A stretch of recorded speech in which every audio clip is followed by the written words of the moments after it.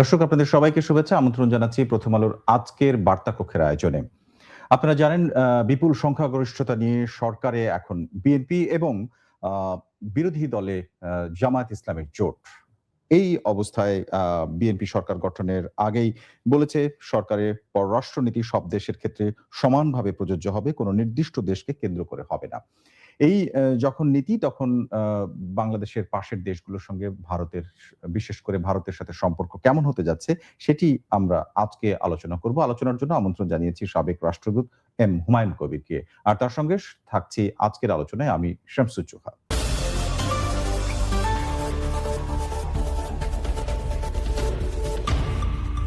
বিশেষ করে ভারতের সঙ্গে সম্পর্ক কেমন হতে যাচ্ছে এটি আমাদের আজকের আলোচনার বিষয়। চলে যাচ্ছে আজকের অতিথির কাছে এম হুমায়ুন কবির, সাবেক রাষ্ট্রদূত। তাকে আমন্ত্রণ জানিয়েছি স্টুডিওতে।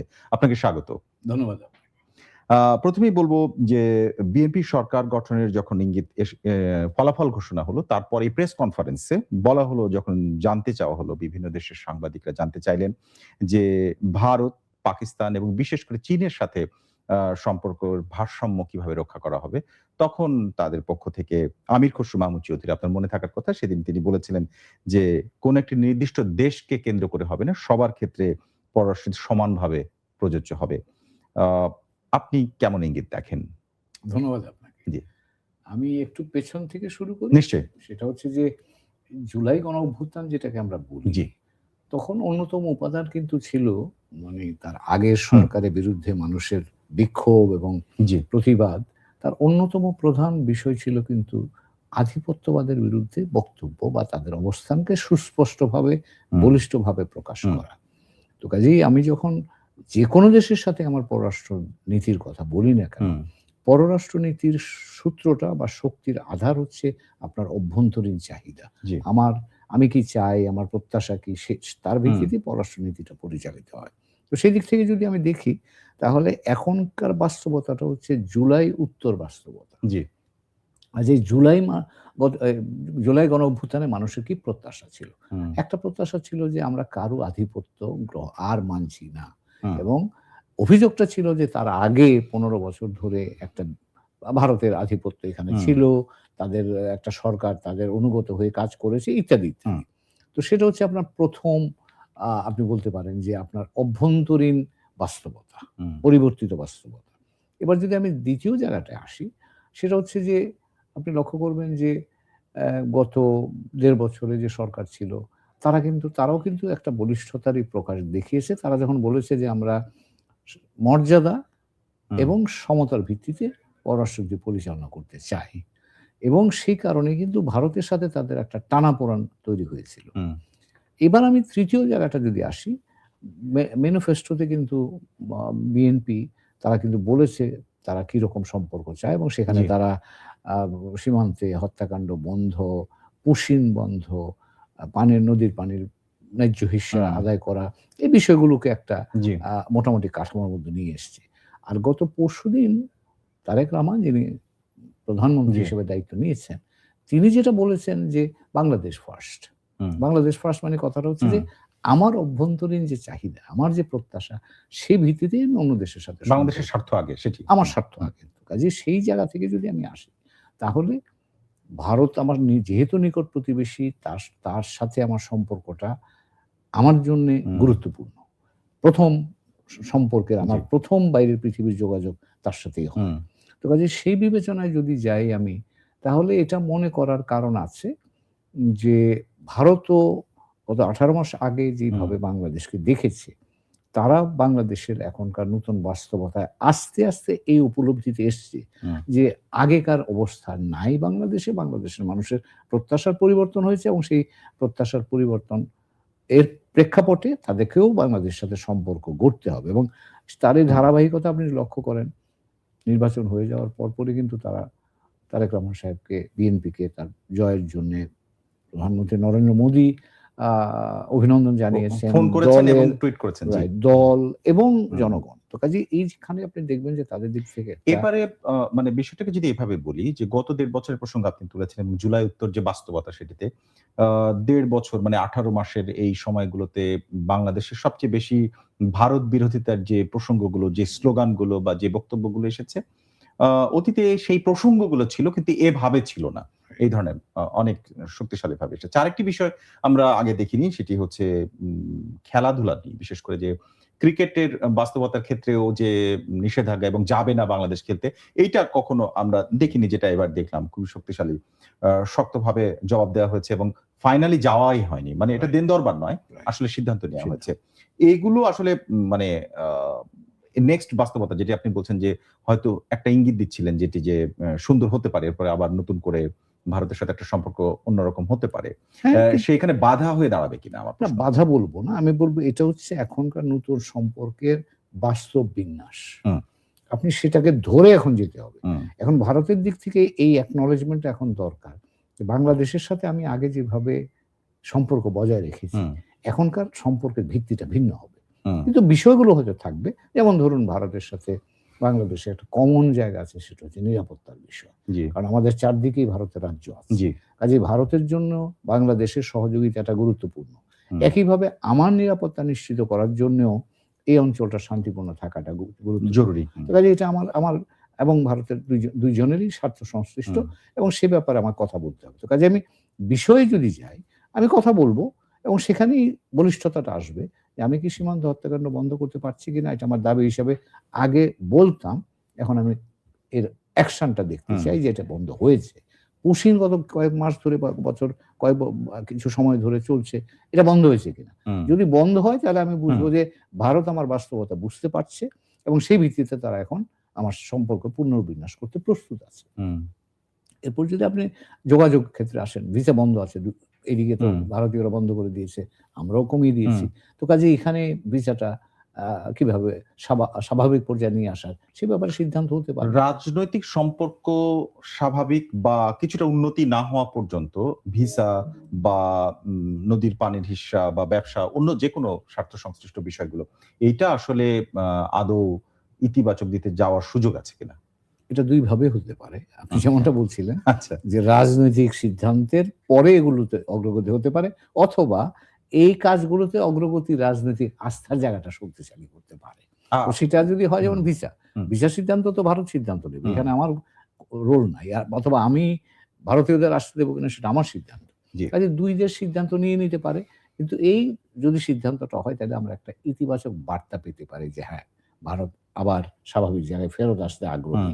একইভাবে ভারতও আমাদের বিষয়ে বার্তা পাবে। তো এর মধ্যে এইরকম বার্তা এবং ধরুন যোগাযোগ বন্ধ আছে, হুম, যোগাযোগ যদি চালু হয় তাহলে সেটা আরেকটা হতে পারে। আমাদের হুম, ব্যবসা-বাণিজ্যের ক্ষেত্রে হুম, প্রতিবন্ধকতা আছে, সেগুলো যদি সরিয়ে দেওয়া হয় আরেকটা আসতে পারে। এখন গঙ্গা নদীর হুম, পানি বন্টন চুক্তি নিয়ে আমরা জি, ইতিমধ্যেই আ ২ পক্ষ এনগেজ হুম, আছে জি, টেকনিক্যাল লেভেলে। এখন সেটার নেগোসিয়েশন যদি সিরিয়াস লেভেলে যায় এবং ডিসেম্বর মাত্র শেষ হবে, তো জি। সেই জায়গাটায় যদি ইতিবাচকভাবে যায় তাহলে আমরা বুঝবো যে ২ পক্ষই কাজ করতে আগ্রহী এবং কাজটা তো রাজনৈতিক নেতৃত্বের নির্দেশনা ছাড়া হবে না।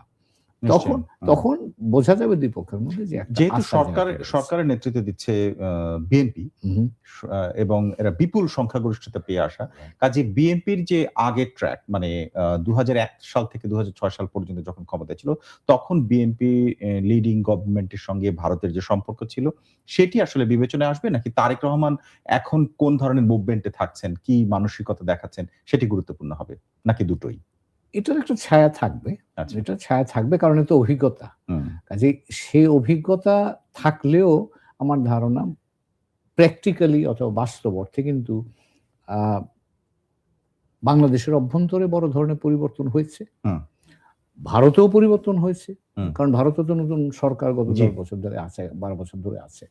তো কাজেই ভারতেও পরিবর্তন হয়েছে, আমাদের এখানেও পরিবর্তন হয়েছে, বৈশ্বিক পরিস্থিতিও পরিবর্তন হয়েছে। হুম। তো কারণ এই বাস্তবতাটা মাথায় নিয়ে কিন্তু এই সরকারকে সামনে এগিয়ে যেতে হবে। তারেক রহমানের নেতৃত্ব এখানে গুরুত্বপূর্ণ ভূমিকা রাখবে নাকি অতীত আ না, আমি মনে করি যে এখনকার বাস্তবতায় আপনি এই আ নির্বাচনের পরে হুম, যে গতিতে ভারতের প্রধানমন্ত্রীর কাছ থেকে আ অভিনন্দন বার্তা জি, এসছে, তার একটা ইন্ডিকেশন হিসেবে যদি আমরা ধরি, তাহলে আমরা বুঝতে পারছি যে তারেক রহমানের নেতৃত্ব গ্রহণ করবার জন্য ভারত প্রস্তুত আছে। হুম, এখন এখানে যদি অন্য কিছু ব্যত্যয় না ঘটে, তাহলে আমার ধারণা সম্পর্ক স্বাভাবিকীকরণের আপনার কাছে কি মনে প্রক্রিয়াটা হয় যে নির্বিঘ্নই সেই থাকতে প্রক্রিয়াটা পারে। কিছু আগেই তৈরি হয়েছিল যখন খালেদা জিয়ার মৃত্যুর শোক জানাতে এসেছিলেন এস জয়শঙ্কর। রাইট, আ সেটি তখনই আসলে খানিকটা এবং রাইট। তিনি সময় ব্যয় করেছিলেন ইয়েস, এবং সেটা যথেষ্ট। ভারতের ৩ টা পর্যায় থেকে এই ইন্ডিকেশনটা আমরা পেয়েছি। ভারতের প্রধানমন্ত্রী চিঠি দিয়ে সমবেদনা জানিয়েছেন। হুম, ভারতের পররাষ্ট্রমন্ত্রী ঢাকায় এসছেন। ভারতের প্রতিরক্ষা মন্ত্রী কিন্তু আমাদের দিল্লির দূতাবাসে গিয়ে, হাইকমিশনে গিয়ে কিন্তু শোক বইতে স্বাক্ষর করেছেন। তো জি, কাজেই ভারতের ৩ জন প্রধান ব্যক্তি যখন একটা এনগেজমেন্টে আসেন, সেটা একটা পরিষ্কার বার্তা যে তারা এনগেজ হতে চাচ্ছেন, এবং আমার ধারণা এই এই বার্তাটা বা এই প্রক্রিয়াটা সম্পর্ককে স্বাভাবিককরণের পথে একটা গুরুত্বপূর্ণ ধাপ। ধর্মীয় সংখ্যালঘুর ক্ষেত্রে ২ দেশের অস্বস্তির বিষয়টি পুরনো। হুম, হুম। বিভিন্ন সময়ে নানাভাবে সামনে এসেছে। আপনি রাইট। খুব ভালো করে জানেন। আমার প্রশ্ন হচ্ছে যে যখন বাংলাদেশের বিরোধী দল প্রথমবারের মতো জামাত ইসলাম লিডিং একটা জোট আসলো, সেইটা আসলে ভারতের ক্ষেত্রে একটা আলাদা অস্বস্তি নাকি এটা কোনো বিষয় হবে না? কি মনে হয় আপনার কাছে? একটা অস্বস্তি ছিল, হয়তো খানিকটা এখনো আছে। কিন্তু আমার ধারণা যে জামাতে ইসলামী ভারতের সাথে বাংলাদেশের সম্পর্ক স্বাভাবিকীকরণে কি ভূমিকা পালন করে, অথবা মোটা দাগে পার্লামেন্টে এবং হুম। এখনকার গভর্নেন্স স্ট্রাকচারে তারা কি ভূমিকা পালন করে, তার উপর কিন্তু কিন্তু তাদের যে রাজনৈতিক বক্তব্য এর আগে আমরা মাঠে দেখেছি নির্বাচনের আগে এমনকি সবসময়ই মানে এই বিষয়গুলো বিশেষ করে ২৪ এর পরে যে বিষয়গুলো সামনে এসেছে, আপনার কি মনে হয় না যে সেইটা অনেক বেশি আক্রমণাত্মক এবং অনেক বেশি নাকি সরকারে আসার পরে মানে সংসদে আসার পরে তাদের অবস্থানটা অতটা কড়া থাকবে না? তাদের আপনি মাঠ পর্যায়ে বক্তব্য আক্রমণাত্মক হতেই পারে, কারণ তখন এক ধরনের প্রতিযোগিতার মধ্যে ছিল। হুম, এখন যখন পার্লামেন্ট বসবে বা বসেছে, জি, এই পার্লামেন্টে তাদের ভূমিকাটা কিন্তু মাঠের সাথে একটু তফাৎ হবে বলেই আমরা আশা করি। কারণ আচ্ছা। কারণ গুরুত্বপূর্ণ ভূমিকা তাদের পালন করতে হবে এটা কি বাংলাদেশকে। বিরোধী দল বলে নাকি জামাত ইসলাম বলে আপনার এই মন্তব্য? না, এটা বিরোধী দল এবং বাংলাদেশের বর্তমান আচ্ছা। বাস্তবতা দুটোর কারণেই এখন তাদেরও ভূমিকা পরিবর্তন করতে হবে। সরকারে যারা থাকেন তারাও হুম, বিরোধী দলের প্রতি তাদের যে অ্যা আমি বলব দৃষ্টিভঙ্গি, সেটা পরিবর্তন করতে হবে। উভয় পক্ষ যদি একসাথে কাজ হুম, করে, তাহলে আমার ধারণা এখানে পারস্পরিক হুম। অবস্থানের কিছু ইতিবাচক পরিবর্তন আমরা প্রত্যাশা করতে পারি। আওয়ামী লীগের সাবেক যখন সরকার ক্ষমতায় ছিল, তখন ভারতের সাথে যে সম্পর্ক যে ধরনের ছিল, এরকম যেমনভাবে ছিল সেটা ২৪ এর পর থেকে একদমই উল্টে গেল। কিন্তু আ সেই সরকারের প্রধান তৎকালীন সরকার আওয়ামী লীগ সরকারের প্রধান আ ক্ষমতাচ্যুত শেখ হাসিনা এখনো ভারতের আছেন এবং হচ্ছে তার দলের অনেক নেতারা আছেন। এই বিষয়টা নিয়ে যে ধরনের মতামত এসেছে বাংলাদেশের পক্ষ থেকে, সেইটা কি আপনার কাছে মনে হয় যে নতুন করে আবার আলোচনা প্রাণ ফিরে পাবে কিনা? বা এটা বিএনপি এটা লিড করতে যাবে নাকি বিএনপি এটা আ কিভাবে দেখবে? আপনার আপনার মানে রিডিংটা কি? যেটুকু ইন্ডিকেশন পেলাম হুম, আমরা জনাব তারেক রহমানের বক্তব্য থেকে, হুম, যেটার আইনি প্রক্রিয়ার মধ্য দিয়ে তারা এটাকে পার্সু করবেন। হুম, তো সেটা যদি করেন, তার অর্থ দাঁড়াবে যে এটা একটা ২ দেশের মধ্যে আলোচনার একটা টকিং পয়েন্ট হিসাবে, গুরুত্বপূর্ণ টকিং পয়েন্ট হিসাবে থাকবে। যে জায়গাটায় আমার ধারণা বিএনপি চাইবে হয়তো ইমিডিয়েটলি, যেটা জি, তাদের প্রয়োজন হবে, যে ওখান থেকে কোনো বক্তব্য এসে যাতে তাদের সরকার পরিচালনাকে বাধাগ্রস্ত না করতে হুম, পারে, সেরকম একটা প্রতিশ্রুতি কিন্তু তারা ভারতের কাছ থেকে চাইবেন। তো সেখানে শেখ হাসিনার প্রত্যাবর্তন, সেটা একটা বিষয়।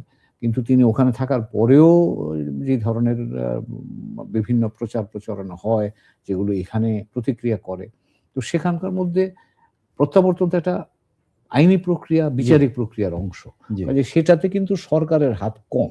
আচ্ছা। কিন্তু প্রচার কিন্তু প্রচারণা সরকারের নেগোসিয়েশন ছাড়া আসলে এটা সম্ভব কিনা? না, এটা তো মানে of course it's a political decision, এবং জি, সেটা পলিটিক্যাল জি, ডিসিশন ২ দিকেই। হ্যাঁ, যে আপনি উনাকে আনতে কত হুম, সময়ের মধ্যে আনতে চান, হুম, এবং তারা কত সময়ের মধ্যে আপনাকে দেবে। এটা হুম, দুটোই পলিটিক্যাল সিদ্ধান্ত। জি, কিন্তু যে জায়গাটায় ২ সরকারই সিদ্ধান্ত নিতে পারে, যার সাথে হুম, আইনি প্রক্রিয়া কোনো যোগাযোগ দরকার নাই, সেটা হচ্ছে ওখান থেকে যাতে প্রচার প্রচারণা এসে বাংলাদেশে কোনো ধরনের প্রতিকূল অবস্থা তৈরি না করে।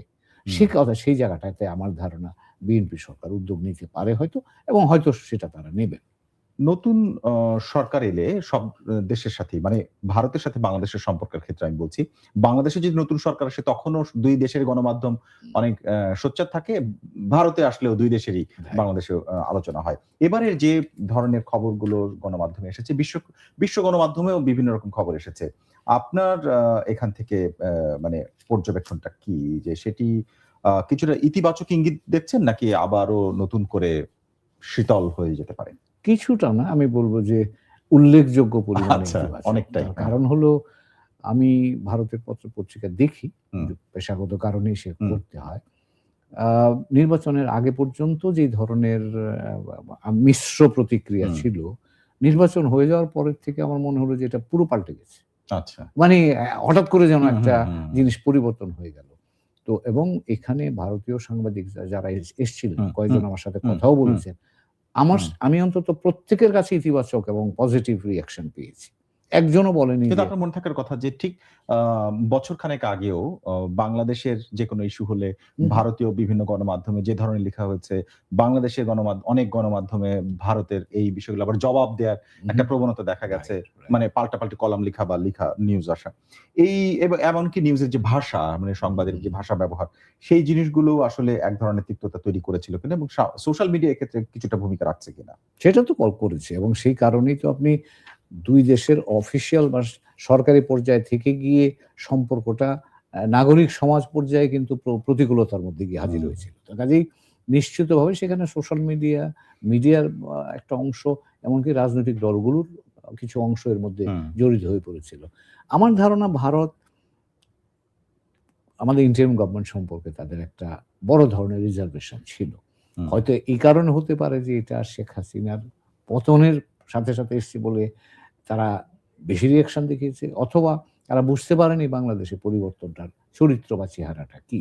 তো আমার ধারণা এতদিনে তারা সেই উপলব্ধি থেকে বের হয়ে এসছে এবং এই নির্বাচনের মধ্য দিয়ে কিন্তু পরিষ্কার হয়ে গেল বাংলাদেশের মানুষ কি চায় এবং বাংলাদেশের মানুষ কারা বাংলাদেশের মানুষের ইন্টারিম এখনকার গভর্নমেন্ট যখন ছিল প্রতিনিধিত্ব। ২৫ এর জুন মাসের হু, হু, দিকের কথা তখন আ বাংলাদেশের পণ্য রপ্তানি করা হতো যেগুলো, সেগুলো বন্ধ করে দেয়া একরকম। ঠিক বন্ধ না, টেকনিক্যালি বন্ধ হু, করে হু। দেওয়ার মতো। যে একটা নিষেধাজ্ঞা হ্যাঁ, শিপমেন্ট এর ক্ষেত্রে ট্রান্সশিপমেন্ট বন্ধ করেছে। যে বিষয়টা কলকাতার বন্দর অথবা মুম্বাইয়ের নবসেবা যেটা খুবই কঠিন। হু, হু। এটা দিয়ে আসলে ব্যবসা করতে পারেন না বাংলাদেশের রাইট। ব্যবসায়ীরা। এই ধরনের অবস্থা ছিল। সেইটা মানে আপনি কোন আবার রিভাইজ করার পরিবেশ তৈরি হচ্ছে কি? আমার মনে হয় যে এখন সম্পর্ক যদি স্বাভাবিকীকরণের দিকে যায়, হুম, তাহলে এটা একটা উপাদান হবে হুম, কিন্তু। এখন ট্রান্সশিপমেন্ট আছে আমাদের। হুম, ইতিমধ্যে যদিও আমরা নিজেরাই আমাদের ট্রান্সশিপমেন্ট ক্যাপাসিটি হুম, বাড়িয়েছি। কিন্তু সেটা যদি ওপেন হয় তাহলে একটু বাড়তি সুবিধা পাওয়া যাবে। অন্যান্য বন্দর, হুম, স্থলবন্দর দিয়ে হুম, যাতায়াতের যেসব প্রতিবন্ধকতা আছে, সেগুলো আমার ধারণা যে ভারতের দিকে ব্যবসায়ীরাও কিন্তু এটা চান।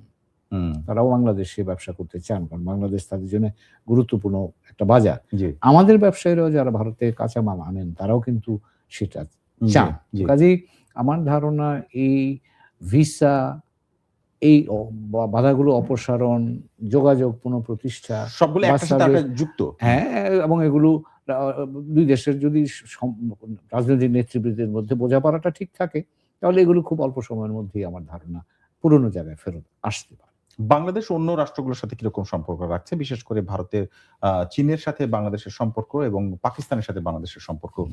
এটি আসলে ভারতের সাথে সম্পর্কের ক্ষেত্রে কতটা প্রভাব ফেলতেছে? এই মুহূর্তে আসলে সেটা তারা বিবেচনা করছে কিনা অনেক বেশি? চীনের সাথে তো তাদের এক হুম, ধরনের, আমি বলব যে রিজার্ভেশন তাদের আছে। হুম, কিন্তু তারা এটা উপলব্ধি করে যে চীনের সাথে বাংলাদেশের যে সম্পর্কটা মূলত বাণিজ্যিক। হুম, মূলত বাণিজ্যিক, কিছু সামরিক আছে, কিছু কূটনৈতিক পর্যায়েও আছে। হুম, তো সেটাতে তারা ধরে নেয় যে এই জায়গায় ভারত প্রতিস্থাপক হিসেবে কাজ করতে পারে না। যেমন ভারত থেকে আমরা আমদানি করি ধরেন টোটাল ১১-১২ বিলিয়ন ডলারের হুম, মতো। চীন থেকে আমরা ২৩-২৪ বিলিয়ন ডলার হুম, আমদানি করতে হয়। তো কাজেই চীনের সাথে ভারত প্রতিযোগিতা করতে পারবে না, এটা তারা মেনে নিয়েছে। কিন্তু তারা এক ধরনের ব্যালেন্স বাংলাদেশে চীনের সাথে দেখতে চায় যে বাংলাদেশে চীন যেন বেশি মাত্রায় সক্রিয় না হয়, কিন্তু একটা ওয়ার্কিং রিলেশনশিপ থাকুক, সেটা তারা মেনে নেয়। তাদের যে শঙ্কাটার জায়গাটা সেটা হচ্ছে পাকিস্তানের সাথে আমাদের সম্পর্ক। জি। তারা তাদের এই লেন্স দিয়ে আমাদেরকে দেখতে চায়। তারা, এবং সেটা আমাকে তাদের ভারতীয় সাংবাদিকরা জিজ্ঞেস করছিল। তো আমি তাদের জবাব দিয়েছি যে, দেখেন আমরা কিন্তু পাকিস্তান ভারত সম্পর্ক বাইনারি ভাবে দেখি না। আপনার সাথে সম্পর্ক আমার একটা নেচার, এক ক্যারেক্টারে, পাকিস্তানের সাথে আমার সম্পর্ক আরেক ক্যারেক্টারে। তো কাজেই আমরা দ্বিপাক্ষিকভাবে ২ দেশের সাথে সম্পর্ক রাখবো এবং আমরা সচেতন থাকবো যে এই সম্পর্ক যাতে তৃতীয় কোনো দেশের ক্ষতির কারণ না হয়। কারণ আমরা সে জায়গায় সে ব্যাপারে আমাদের কোনো আগ্রহ নেই। আপনারা তাদের সাথে যুদ্ধ করেন, তাদের সাথে বৈরিতা করেন, দ্যাটস আপ টু ইউ। আমরা তার মধ্যে ইনভলভড হতে রাজি না। আমরা আমাদের প্রয়োজন অনুযায়ী আপনাদের সাথে সম্পর্ক রাখবো।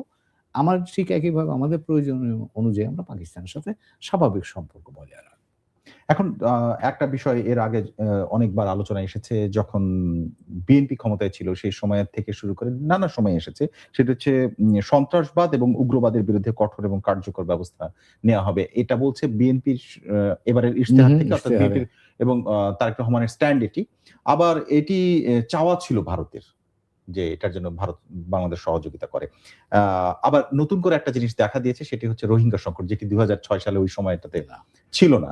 হয়তো ছিল খুবই স্বল্প মাত্রায়, কিন্তু এখন এত বৃহৎ পরিসরে ছিল না। সেইটা সমাধান করার ক্ষেত্রে আমরা যদিও জানি যে ইন্টারিম গভর্নমেন্টের সময় অনেক উদ্যোগ নেওয়া হয়েছিল, অনেক আলোচনা হয়েছিল, কিন্তু সেটা ফলাফল আমরা পাইনি। এটা কোনো সম্ভাবনা দেখেন কিনা? জটিল প্রশ্ন, আমি জানি না এটা জবাব কি দেব। তার কারণ হচ্ছে যে রোহিঙ্গা ইস্যু, আমার ব্যক্তিগত ধারণা যে মিয়ানমারে যতক্ষণ পর্যন্ত একটা অনুকূল পরিবেশ তৈরি না হয়, ততক্ষণ পর্যন্ত এই রোহিঙ্গা সমস্যার আমরা যেভাবে সমাধান চাই, অর্থাৎ তারা তাদের দেশে ফেরত যাক, সেই জায়গায় পৌঁছানোটা হয়তো চ্যালেঞ্জের মধ্যেই থাকবে। তার অর্থ এই না যে আমরা আমাদের উদ্যোগ কমিয়ে দেব।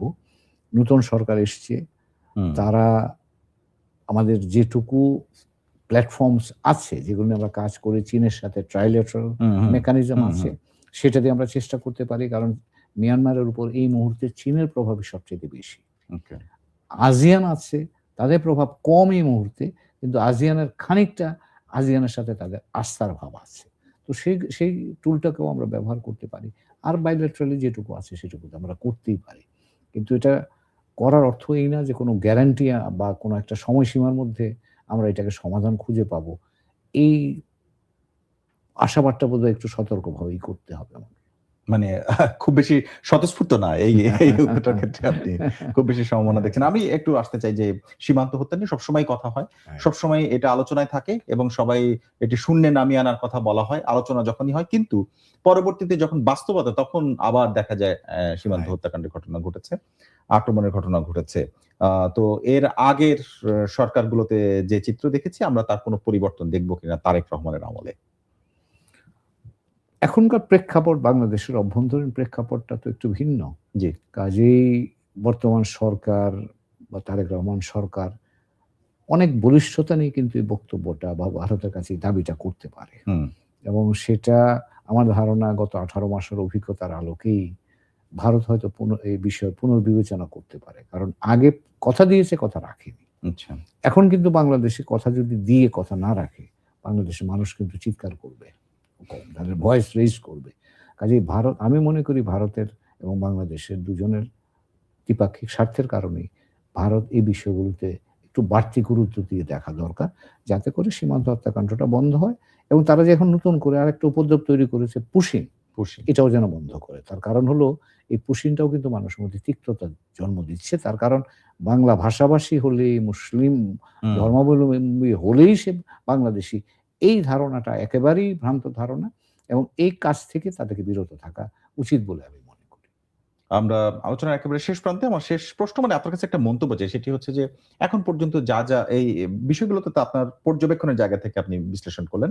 আমার একটা প্রেডিকশন যে এখন থেকে তাহলে কি ইতিবাচক দিকেই যাচ্ছে কিনা, যাবে কিনা, নতুন সরকার আসলে যেটা নতুন করে ভাবনা হয়। এখন পর্যন্ত দলের পক্ষ থেকে যা বলা হচ্ছে সবই ইতিবাচক। সেইটা আসলে আদৌ বাস্তবতায় দেখা যাবে বলে আপনি মনে করেন কিনা?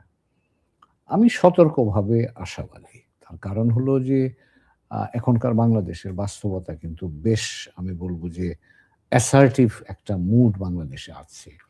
এবং সংসদের যে চেহারা আমরা দেখলাম, গত নির্বাচনে যে ফলাফল দেখলাম, সেখানেও কিন্তু বাংলাদেশের মানুষের বলিষ্ঠতা প্রকাশ পেয়েছে। আবার এট দ্য সেম টাইম একটা মাঝ বরাবর মধ্যপন্থার প্রতিও মানুষের সমর্থন আমরা পেয়েছি। তো কাজেই আমি মনে করি জনগণকে অবহিত রেখে ট্রান্সপারেন্টলি যদি সরকার সামনের দিক এগুতে চায়, বাংলাদেশের মানুষ, এখানে বাংলাদেশের মানুষ বলতে পার্লামেন্টে যে দলগুলো থাকবে তাদেরকে নিয়ে যদি আলাপ আলোচনার মধ্য দিয়ে বাংলাদেশ উদ্যোগ গ্রহণ করে, তাহলে আমার ধারণা সম্পর্কটাকে বলিষ্ঠতা নিয়ে সামনের দিকে এগিয়ে যাওয়া সম্ভব। অনেক ধন্যবাদ আজকে আমাদেরকে সময় দেওয়ার জন্য। আপনাকে ধন্যবাদ। দর্শক, আমাদের সঙ্গে ছিলেন বাংলাদেশের সাবেক রাষ্ট্রদূত এম হুমায়ুন কবির। তিনি বাংলাদেশ সাথে অন্যান্য দেশের যে সম্পর্ক, সেই সম্পর্ক নিয়ে কথা বলেছি। বিশেষ করে ভারতের সাথে বাংলাদেশের সম্পর্ক কেমন হতে যাচ্ছে তার নানা দিকের বিশ্লেষণ আমরা জেনেছি। এই আয়োজন বার্তাকক্ষ দেখুন রবি থেকে বৃহস্পতিবার পর্যন্ত প্রতিদিন প্রথম আলোর বার্তাকক্ষ দেখুন প্রথম আলোর ওয়েবসাইট prothomalo.com এছাড়াও দেখুন সোশ্যাল মিডিয়ার সবগুলো প্ল্যাটফর্মে। আজকে যারা সঙ্গে ছিলেন আপনাদের সবাইকে ধন্যবাদ।